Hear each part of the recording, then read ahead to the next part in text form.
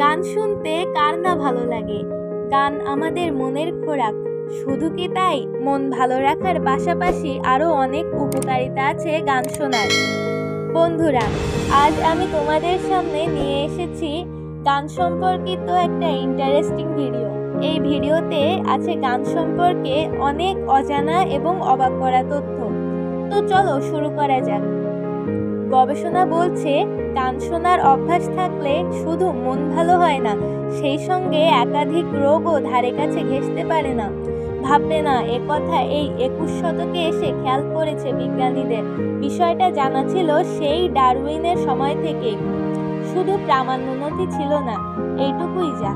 এই বিষয়ে আলোচনা করতে গিয়ে চার্লস ডারউইন একবার বলেছিলেন, যদি আবার একবার জীবন ফিরে পাই তাহলে দুটি কাজ অবশ্যই করব। এক তো মন পছন্দের কবিতা পড়ব, আর দুই গান শুনতে ভুলব না। একই মত ছিল আইনস্টাইনেরও। তিনিও বিবর্তনবাদের জনকের কথার রেশ ধরে বলেছিলেন, আমি যদি গবেষক না হতাম তাহলে অবশ্যই মিউজিশিয়ান হতাম। এতদূর শোনার পর নিশ্চয়ই জানতে ইচ্ছা করছে, গান শোনার সঙ্গে শরীরের ভালো মন্দের কি সম্পর্ক? তাই তো, তাহলে আর অপেক্ষা কেন? কানে হেডফোনটা গুজে পছন্দের গান শুনতে শুনতে জেনে নাও না গানের গুণাবলী সম্পর্কে। ক্রিয়েটিভিটি বাড়ে। তুমি কি লেখালেখি, ছবি আঁকা বা এই জাতীয় কোনো ক্রিয়েটিভ কাজের সঙ্গে যুক্ত? তাহলে তো প্রতিদিন কম করে 1 ঘন্টা গান শুনতেই হবে। কারণ আন্তর্জাতিক মঞ্চে একটি গবেষণাপত্র প্রকাশিত হয়েছিল, তাতে দেখা গেছে গান শুনলে মস্তিষ্কের বিশেষ একটি অংশ এতটাই অ্যাক্টিভ হয়ে যায় যে ক্রিয়েটিভিটি বা অন্যরকমভাবে ভাবার ক্ষমতা অনেক বেড়ে যায়, মন ভালো হয়ে যায়।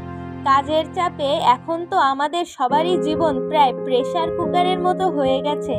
এমন পরিস্থিতিতে ডিপ্রেশন এবং স্ট্রেসের হাত থেকে রক্ষা পেতে গান মহৌষধ হয়ে উঠতে পারে। কিন্তু কিভাবে?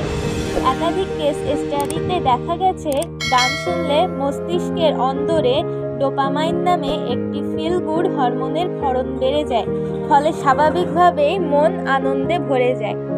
তাই এবার থেকে যখনই মনে হবে মানসিক চাপ হাতের বাইরে চলে যাচ্ছে, তখনই 15 মিনিট সময় বার করে পছন্দের কোনো গান শুনে নেবে। দেখবে নিমেষেই মানসিক চাপের কালো মেঘ কেটে যাবে, শরীরের উন্নতি হয়।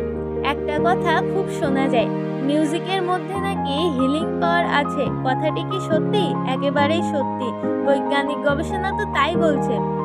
গবেষকরা লক্ষ্য করেছেন, গান শোনার সময় স্ট্রেস হরমোন নামে পরিচিত কর্টিজলের ক্ষরণ কমে যায়। সেই সঙ্গে উচ্চ রক্তচাপ, ডায়াবেটিস এবং নানাবিধ হার্টের রোগে আক্রান্ত হওয়ার আশঙ্কাও কমে। ফলে সুস্থ জীবনের পথ প্রশস্ত হয়। দাঁড়াও, যাচ্ছ কোথায়? আরও কিছু বলার আছে। বেশ কিছু গবেষণাতে এও দেখা যায় যে গান শোনার অভ্যাস থাকলে শরীরের রোগ প্রতিরোধ ক্ষমতাও বাড়তে শুরু করে। ফলে নানাবিধ সংক্রমণে আক্রান্ত হওয়ার আশঙ্কা একেবারেই কমে যায়। অনিদ্রা দূর হয়। বিখ্যাত জার্মান কবি বার্থোল্ড অরবেক এই বিষয়ে একবার বলেছিলেন, সারাদিন ধরে যত ময়লা আমাদের আত্মার উপর জমতে থাকে, গান সেই ময়লা সব ধুয়ে দেয়। কি বুঝলে? গান হলো সেই ওষুধ যা কানের মধ্যে দিয়ে শরীরের অন্দরে প্রবেশ করা মাত্র ঘুম এসে যায়। তাই তো রাতে ঘুম আসতে না চাইলে 30 থেকে 45 মিনিট হালকা বিটের যে কোনো গান একটু শুনে নেবে, দেখবে অনিদ্রা লেজ তুলে পালাবে। ডিপ্রেশনের প্রকোপ কমায়। পরিসংখ্যান বলছে, বিশ্বে মানুষ মানসিক অবসাদে ভুগছেন, যাদের মধ্যে অনেকের বাস আমাদের দেশে। এমন পরিস্থিতিতে গানের বিকল্প আর কিছুই হতে পারে না। কারণ একথা ইতোমধ্যেই প্রমাণিত হয়েছে যে ডিপ্রেশনের প্রকোপ কমানোর পাশাপাশি এ সম্পর্কিত নানাবিধ লক্ষণ কমাতেও গান বিশেষ ভূমিকা রাখে। ওজন কমাতে সাহায্য করে। নিশ্চয়ই ভাবছো, গানের সঙ্গে ওজন কমার কি সম্পর্ক? তাই তো, জর্জিয়া টেক ইউনিভার্সিটির একদল গবেষক প্রমাণ করেছেন, গান শোনার সঙ্গে শরীরের ওজন কমার সরাসরি সংযোগ রয়েছে। আসলে গান শোনার সময় কোনো কারণে মাত্রাতিরিক্ত খাবার খাওয়ার প্রবণতা কমে যায়, ফলে ওজন বাড়ার আশঙ্কা কমে।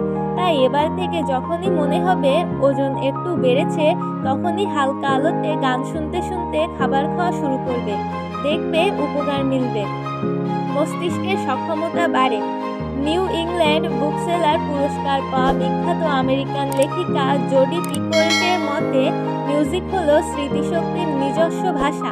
মানে কথাটার মানে হলো গান শোনার সঙ্গে স্মৃতিশক্তির নিবিড় যোগ রয়েছে, তাই তো জোডি এমন কথা বলেছেন।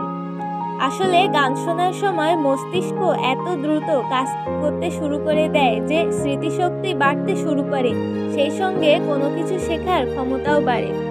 বন্ধুরা, আজকের ভিডিওটি তোমাদের কাছে কেমন লাগলো তা আমাদের জানাতে ভুলবে না।